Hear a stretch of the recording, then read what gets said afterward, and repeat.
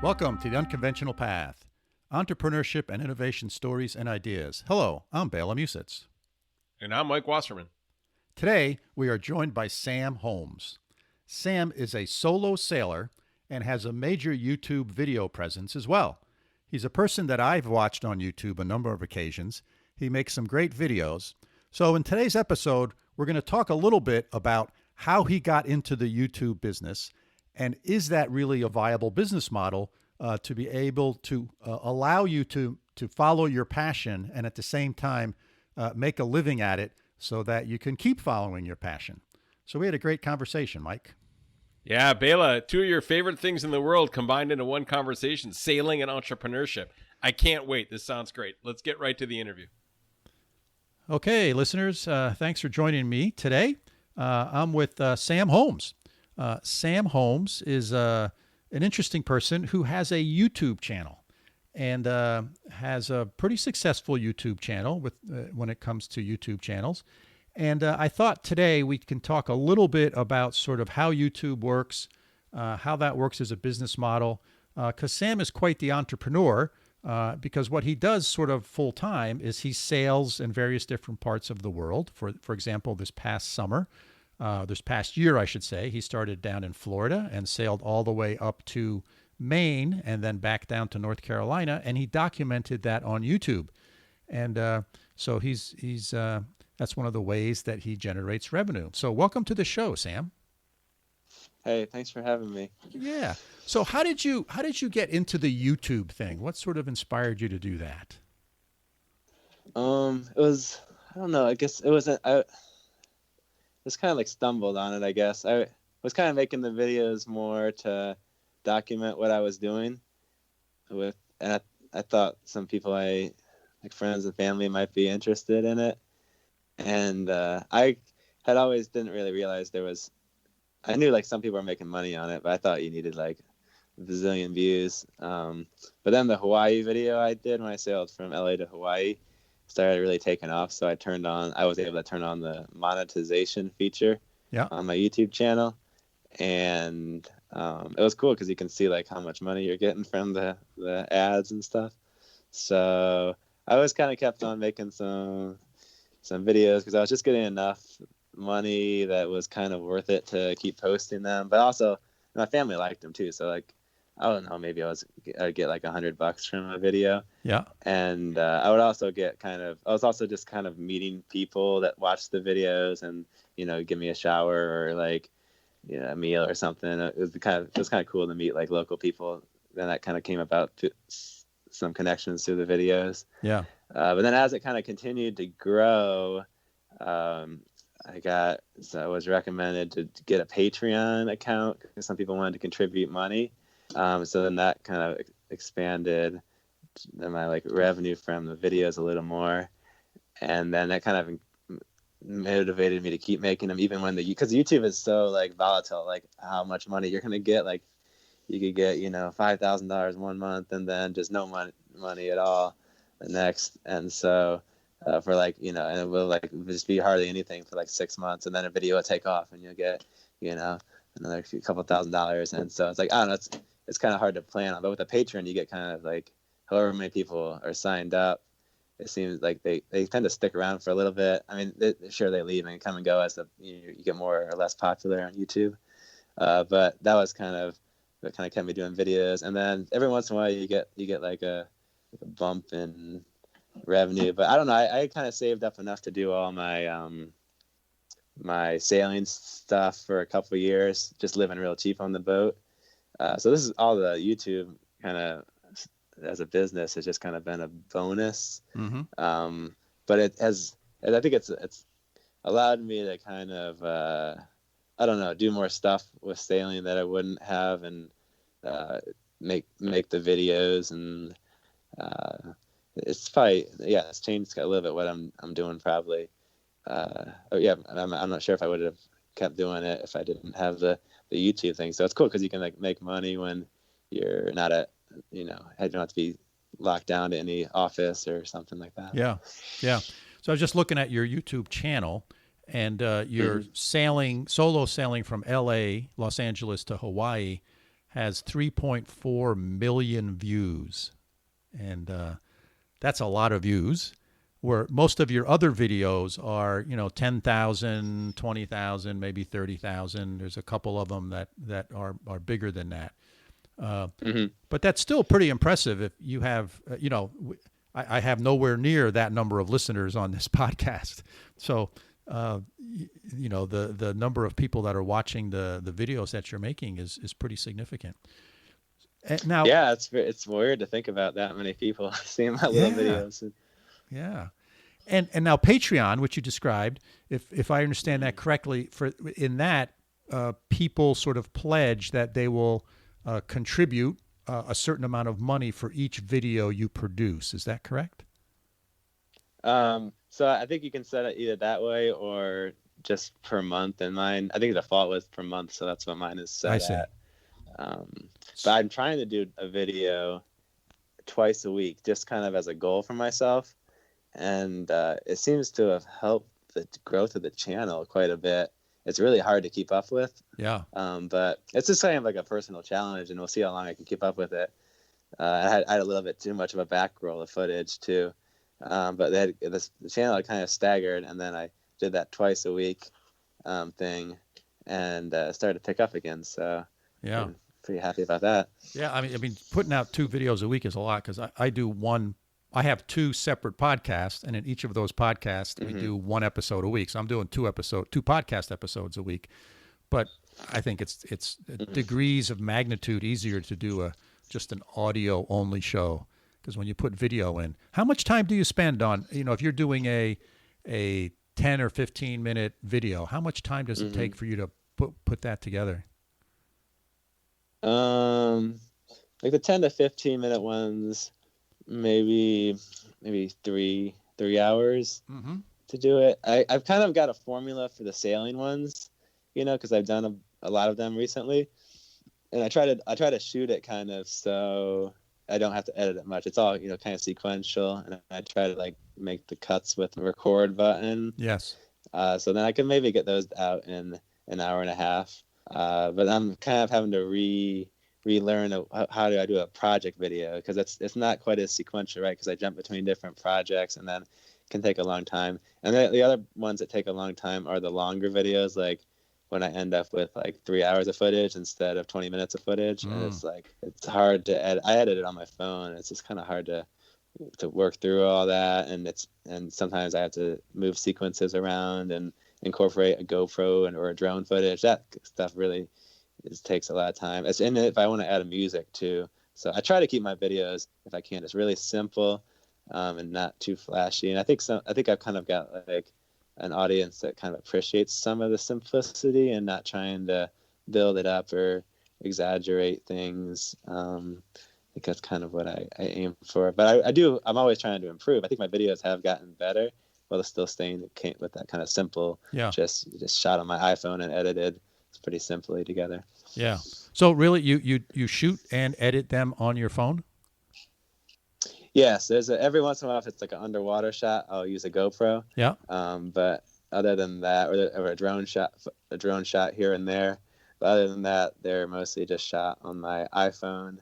And then I like to just edit on the phone too, because then I can do it anywhere, and I don't have to transfer the footage around. Yeah. And the iMovie editor is actually pretty good. It's you can do quite a bit, and it seems to be faster to edit a video on my iPhone than like a medium power computer. To really edit efficiently, I think you need a very powerful laptop computer or just computer that's more powerful, and I think most laptops kind of would struggle. In my experience, it's just a little bit easier to do it on the phone. Yeah. Oh, very nice. I think you're probably one of the few people who do it that way. And, there's some other sailing channels that I watch, YouTube channels that I watch, and some of those are getting to be pretty elaborate productions with all sorts of fancy camera angles and fades and music. And, you could tell. I could just imagine that would take 12 hours, 6 hours. Lots of hours. Yeah. Yeah. No, and I kind of have to think about it as I don't want that to overtake my, the travel and stuff I'm doing. It's like a secondary thing.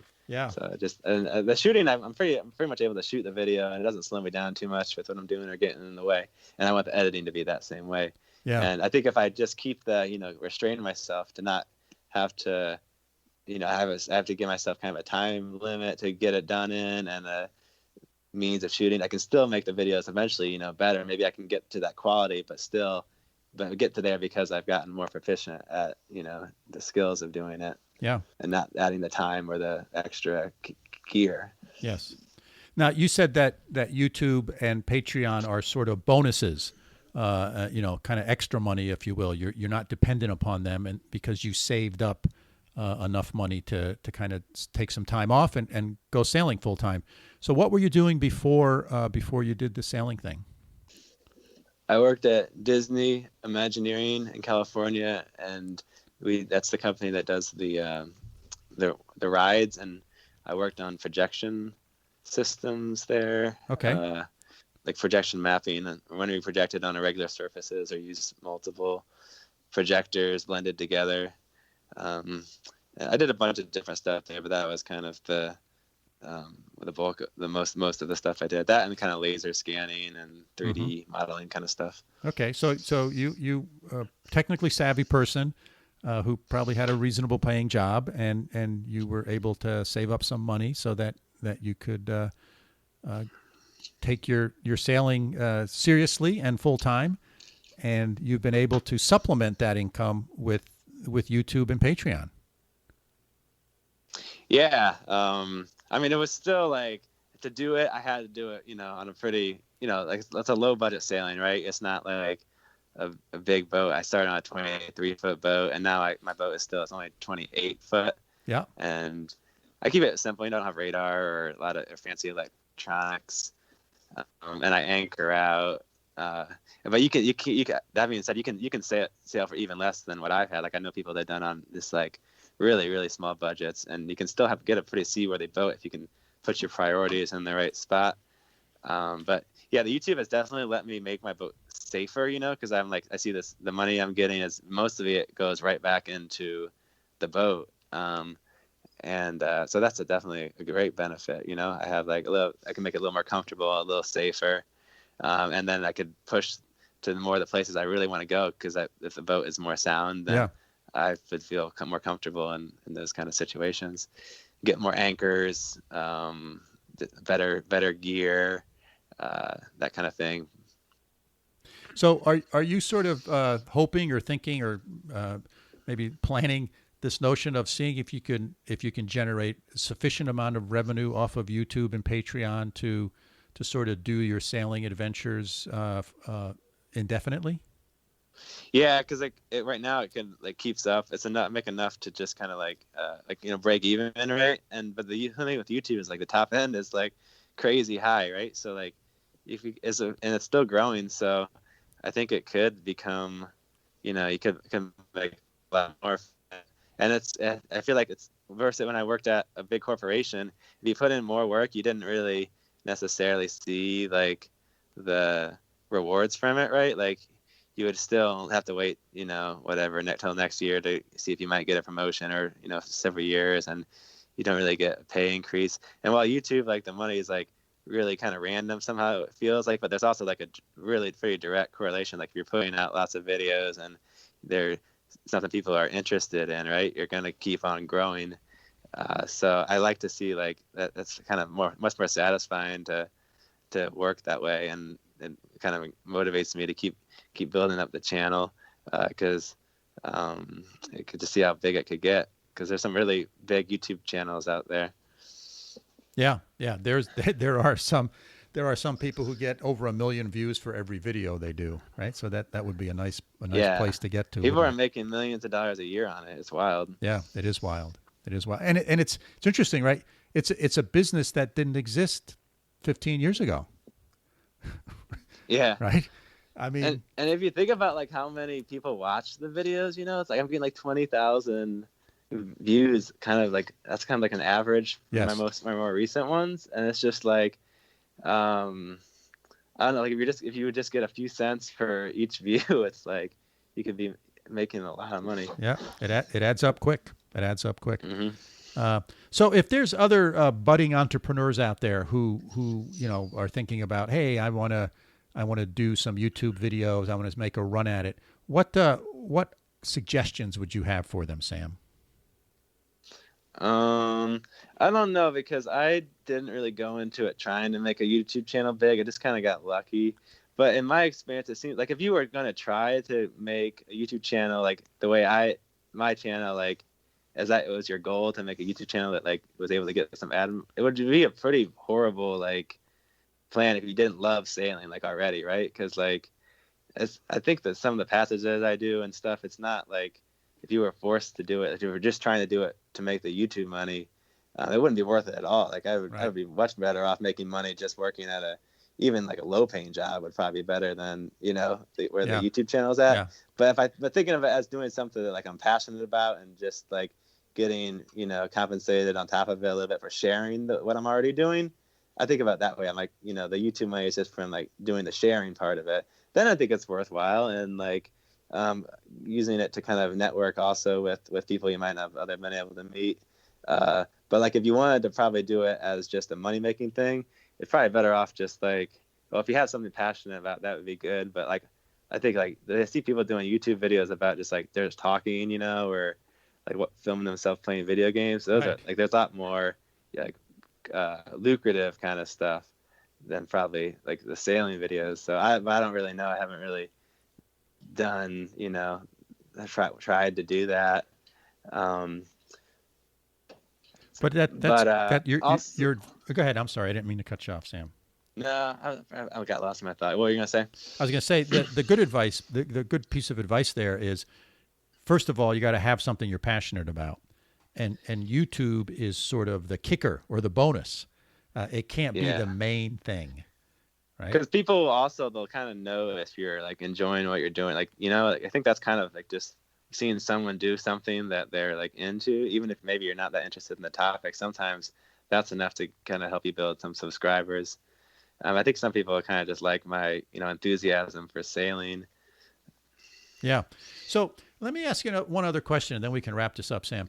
So in YouTube, you're sort of opening up your life to thousands of people. How do you think about where you draw the line as to sort of how much you open up your life to how much you keep private? How do you kind of you gotta kind of think about that. Yeah, how do you I kind of do. Yeah.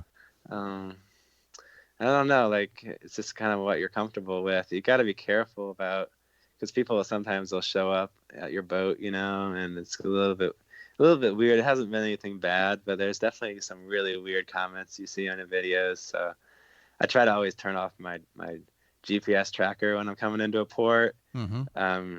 Just to kind of make it so those kind of situations that could happen, don't give them a chance to. Yeah. But then again, I do have like volunteers come out, and it's been another thing that's really helpful. Like say, oh, can I have some volunteers that want to help out with the boat? And like usually everybody has a good time and gets something out of it. But I guess you might have to be careful if it get like the channel bigger because lots of people are interested in helping, and there's some weird people out there. Yeah. For sure. Yeah. And I watch your videos and I know you have a health condition and you sort of shared some of that on YouTube with your audience. And I think some of those things that, you sort of open up that a little bit that way, I think it strengthens the connection that you develop with your sort of, people that are really interested because they start to know you, right? All of a sudden it's more than just watching some person sail around or do whatever. It's, I'm starting to connect with Sam. I know more about Sam. And you're still. Yeah, people feel like they know me, like even when they meet me and I don't know them. Right. Right. So it's kind of weird, but I've gotten used to it, and I'm fine with it. But yeah, that video I posted, it seemed to like kind of resonate with people, like to kind of learn something a little bit more about me, and they definitely you get a lot more comments and engagement with those kind of things. Yeah. But I wanted to post that just because I know some people that have like the condition maybe haven't gotten out and done as like they maybe or maybe uncomfortable with it. the idea of it or nervous or something, maybe it could like help someone. Yeah. Uh, Yeah. maybe because I haven't really let it kind of get too much in the way of what I was doing. And then I guess it kind of went even beyond that, kind of people learned about the condition, and that was that's something that, that they didn't know about. So it kind of had more benefits than I even thought it would.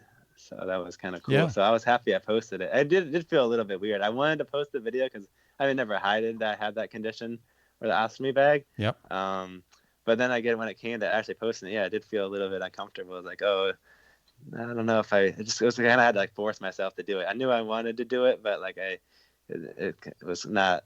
It wasn't going to happen unless I just made myself do it. Yeah. Mm-hmm. Well, I always find it very inspiring to see individuals who have some things that make their life much more difficult than my life, and they're doing things that I'm doing, and oftentimes they're doing things more than I'm doing, and they're doing them well. And I find that very inspirational. So, I mean, when I saw that you posted that video and I said, oh my gosh, I didn't know Sam had that. And he's doing all these things, and he's sailing his boat, long passages, etc. I go, holy smokes.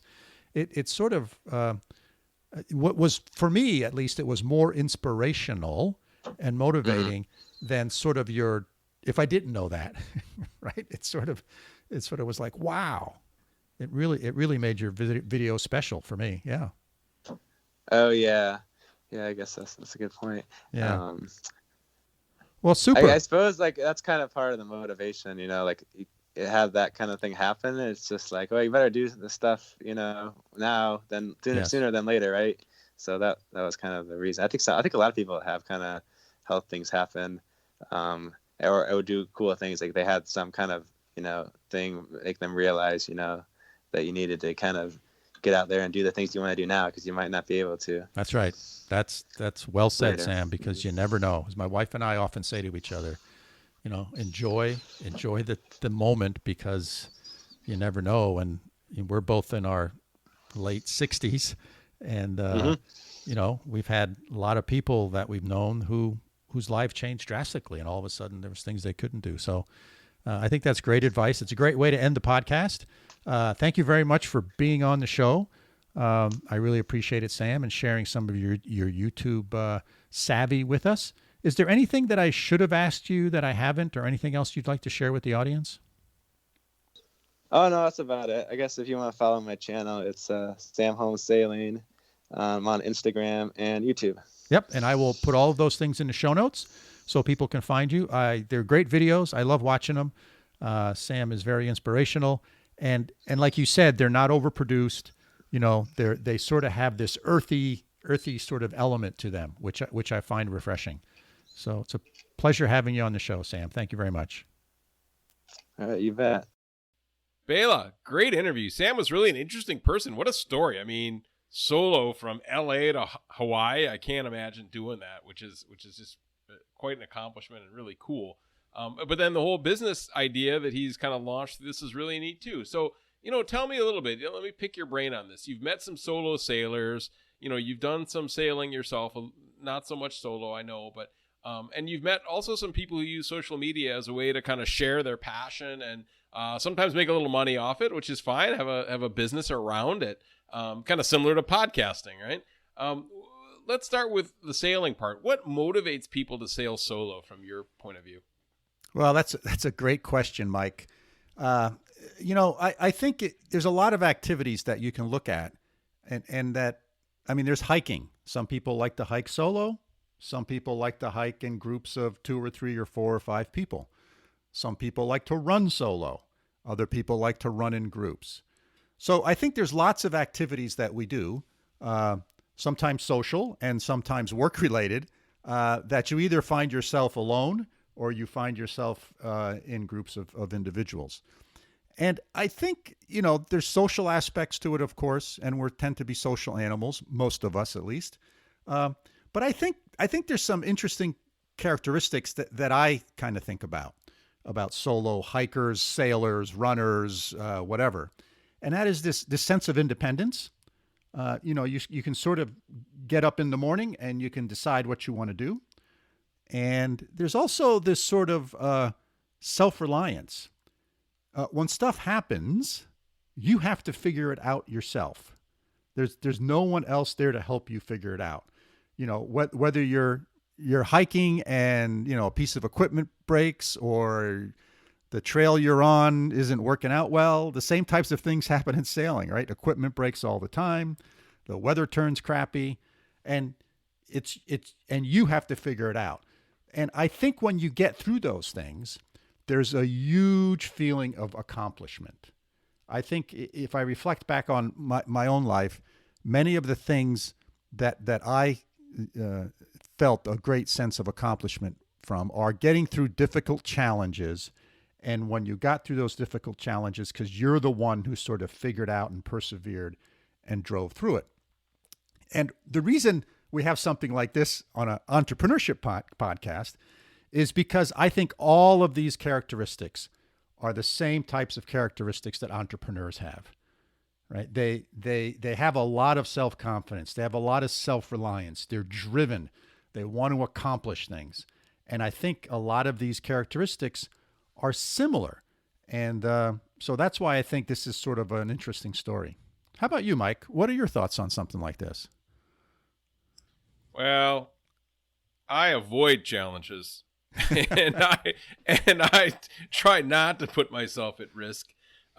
So yeah, this is just completely foreign to me, in all honesty.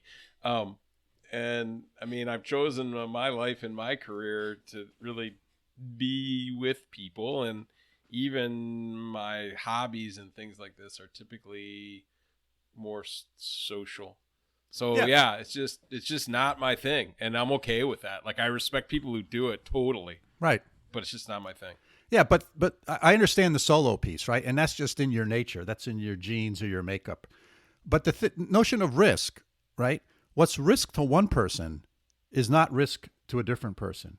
I mean, look, you left your tenured position at a university in New York in the United States and moved to Germany, right? For some people, that's freaking crazy risk. And you did that. But for you, that was part of, you sort of managed that. So you got to think, people who do solo hikes, solo sails, climb mountains by themselves, they think about it the same way. They're very well prepared for the most part, because if they're not well prepared, they don't last. The same thing is true with an entrepreneur, right? The successful entrepreneurs that I've come across in my life have always been well prepared, right? And as one of the people that I knew and I respect greatly, who was on the podcast, Mike Wacholder, he once said, and I don't think he coined this phrase, but he said, "It's amazing how lucky you are when you're well prepared." Yeah, no, totally agree. Totally Yeah. agree. And it is. And risk is, there's a lot of perception about it. And it's Right. Risk is also a socially constructed kind of a concept, right? That's right. And how you perceive to be judged by others when you do something, and what your support network looks like, and things like this. But I think that it's a cool comparison to look at, okay, I'm going to do something like sailing solo or mountain climbing, or, I mean, any of these things takes a tremendous amount of skill and preparation. And yeah, I think starting a small business, you can kind of luck your way into it. I mean, it's not so much life or death for most people. I mean, you might go bankrupt and lose some money. Whereas if you sail or you're rock climbing and you make a mistake, it really can be fatal. So I think the stakes are a lot lower for starting a small business. But yeah, I think the amount of organization, having a vision, having a mission, having a support network, all those things I think are really in common with these two. But let's kind of switch over to the business side a little bit. And okay, so Sam created a video channel, puts together these pretty cool videos, and generates revenue from that and supports himself this way. What do you think the differences are between doing something like what you and I do, which is a podcast, and creating a video channel like Sam does? Well, I think there's a couple things that are the same. Both of them are relatively new mediums that the public can participate in. 20 years ago, you basically had to work in radio, or you had to work on TV to be able to have your voice heard by many folks. So that's no longer true. Now, podcasting is sort of, on-demand radio, where anyone can have a microphone, and YouTube Mm-hmm. is on-demand video where anybody can hold a camera and record stuff. So it opens up the medium to anyone. So I think that's a great thing. YouTube has a built-in mechanism for monetization, and if you opt in, you can monetize once you get to about 5,000 views per month. Last time I looked, this is what sort of the trigger point was. Once you get 5,000 views per month, then Google will start to monetize that for you. And, since Google controls the whole YouTube ecosystem, they control the ads, they run the ads, they take some of the revenue, and they share some of that revenue with you from the advertisers. That's fundamentally how it works. And in podcasting, interesting enough, is much more decentralized. There are multiple podcast hosts, i.e., the companies that host this podcast. We use Anchor, and so there's not sort of a built-in monetization mechanism, although they're starting to sort of figure that out, right? So the question here for these businesses is, the YouTube model is sort of a monopoly.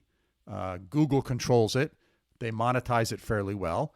But if they change their mind, everyone kind of has to live by it. Whereas podcasting is much more sort of decentralized. And I don't know which one's better. Time will tell which ones will survive.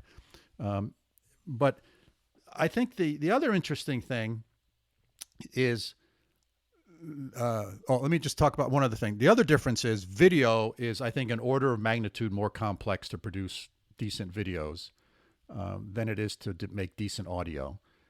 I mean, I think our audio podcast, and this is my own opinion, the ones that you and I do is, not bad.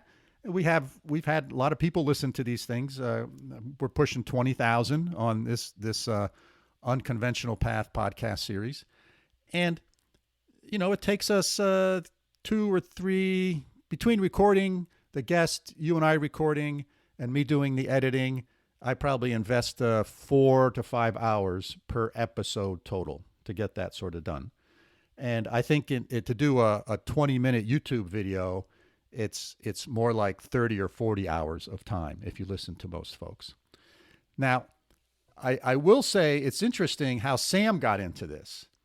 He decided to sort of record, if I remember correctly, his trip from LA to Hawaii just to sort of record it. And YouTube is a great way to share stuff with friends and family. In my family circle, we share home videos with each other using YouTube as sort of the free space that we can share them and anyone can access them within our family circle. So that's what Sam did. And then he noticed other people were watching him. And if you look at his video that he made from his trip from LA to Hawaii, he's had over 1 million people watch that video. And he sort of did it not with the intent of getting into this business. And then he started getting checks. And he said, this is interesting. So then he started doing videos. Once he came back from Hawaii and he bought another boat, he started doing videos of those. Now, those have a lot less views. They have more in order of 15 to 20,000 views per video. But again, that's in the threshold, and he's making some money. I think in podcasting, it's much more difficult to make money. Yeah. And he had some skills going into it, right? I mean, he had this, right. the degree and the background in, I forget exactly what it was, but some kind of technical visual arts, right? And he was working for Disney doing that stuff for them. So he had this kind of creative mindset, right? That's right. It's a lot more work, and as with any creative medium, it's more work than you think it is. But the other interesting thing is that it's really easy to get into, but also there's a lot of competition, right? So the cream rises to the top, as they say. But I think this is a great example of sort of other opportunities to channel one's creativity, and you can do it in an entrepreneurial way. There's some sailing videos that I watch, sailing channels that I watch, where folks get well over 100,000 views per episode. So those folks are making a couple $100,000 a year in revenue from doing your YouTube videos. And if you listen to them, they'll tell you it's a full-time job. I mean, they're doing one video a week, and they're spending 40 hours a week shooting, editing, putting these things together. But it's a way for them to sort of live this lifestyle, right? I think it's a great opportunity if you want to live a lifestyle, a certain lifestyle, and if you can figure out how to monetize that, that's a great way to doing it. But these people are the unicorns. I mean, there's way more people doing this and either not making any money or just making some pocket change. And that's kind of like entrepreneurs, right? There's lots of people who set up these lifestyle businesses, and only a few of them, right, make a couple $100,000 a year or $1 million a year, make it big, right? I mean, I think I don't know what the funnel looks like, but it's a funnel. I know that for sure. Yeah, you're absolutely right, Mike. It is a funnel, and the numbers that actually make over $100,000 a year, I'll use that number just as a round number, I think are very, very few and far between. Yeah. So I think it's like trying to make the NBA or the NHL, being a junior high school athlete, right? It's a fine goal, but have a plan B, right? It would be kind of my advice. But I think it's a great way. You can certainly open the door to making that happen, but it's a great way to make a few bucks on the side and cover some of the costs of your hobby, right? If you can do it. But you said it. It's a crowded space. You got to be doing something that's different. You got to have a hook. I think you also have to work on social media, because I think, you can't just say, oh, I'm going to throw it out there. And, like Sam got lucky, I think, in some senses, right? That it's some people who were influential originally viewed it and shared it, right? So that it got some traction. But I think you really got to work to absolutely to kind of build a presence like that. And I think you probably got to have a little luck too, And if you listen to most of these folks, they said, okay, we're going to take a year or 2 years off, right? We've sold our house, we've sold everything we own, we bought a boat, we're going to go sailing for 2 years, and then we're going back to our jobs. And during that 2 years, they've said, you know what, we're going to take a run at doing a YouTube channel. Whether it be sailing or, mountain biking or whatever, right? Whatever life's surfing, right? And they're going to take a run at it. And if it works, great. And if they can build a sustainable business during those 2 years to continue doing that lifestyle they want, they'll do it. And if they can't, they go back to their previous life. So they have a safety net, so to speak. Right. They're not counting on this as their primary income source during that 2 years. They've got the money set aside. They've got everything planned. That's my understanding of this. Yes. Right? I think most of them are that way. Yeah, I wouldn't recommend quitting your job and assuming you can make enough money to feed yourself by having a YouTube channel, right? And to go chase your hobby. Right. Yeah, I don't think it's smart. Right. Well, just like anything else, right? You don't quit your job to start a particular business that you may know very little about. Right. I mean, if you got the money to burn, great, no problem. And you want to learn that way, that's fine. But you want to go take 2 years off and sail, I say go for it, but have the money up front, right? Yeah. Rather than hoping that you're going to be able to patch together. Because the other thing I know too is, and you kind of alluded to this, is YouTube changes the rules every now and then, and it changes how it does payouts. And this has been very controversial. Same with podcasts, same with any kind of social media advertising scheme. But the organizations in power, right, which is Google, who owns YouTube, right, or Facebook on that platform, or Twitter or any other technological platform, they have all the controls. You are a guest, right? You're not a part owner. That's a big difference between being an entrepreneur when you own your business. And sure, you got to follow laws and there's regulations and things like this, but you can make the decisions. You can decide what price to charge. You can set up your own cost structure, right? And you can kind of figure out the revenue streams. If you're dealing with Google or you're dealing with Facebook, you're not in control. And That's you're right. more talent, right, that they're paying, right? And they decide what the contract is. And Right. you, like you said, you don't have a lot of choice. You can't say, oh, okay, I'm going to go from Google to Facebook because I can make more money there, because they generally imitate each other and they're not competing. They have the power. They're not competing for who can pay more to talent. That's right. It's a race to the bottom, essentially. That's right. It's like you manufacture a product and you sell it via Amazon, and you're dependent upon Amazon to sell your product. And Same story. Same story. Right. We've talked to a couple entrepreneurs that way, and you're at Amazon's. You do what Amazon tells you to do. You have very little control. And that's not just, I'm not picking on Amazon. I mean, even pre-Amazon days, it was distributors, right? Or if Sure. or however, whatever. Or your Walmart. If you sell in Right. Walmart, Walmart calls the shots. Full Right. stop. End of story. Right? Whatever your distribution outlet is, you're at their mercy. And Right. and so there's a lot of parallels here. Yep, it's Porter's five forces, right? One of these basic tools that every business student has learned for the last 40 years, right, or whatever it's been, right? It's power of suppliers and power of buyers. And if you don't have, and you know, we teach it in negotiations too. If you don't have power and you don't have a BATNA, right, a best alternative to a negotiated agreement, you don't have anything, right? And you're playing the game and somebody else is setting the rules. So there's a lot of risk there.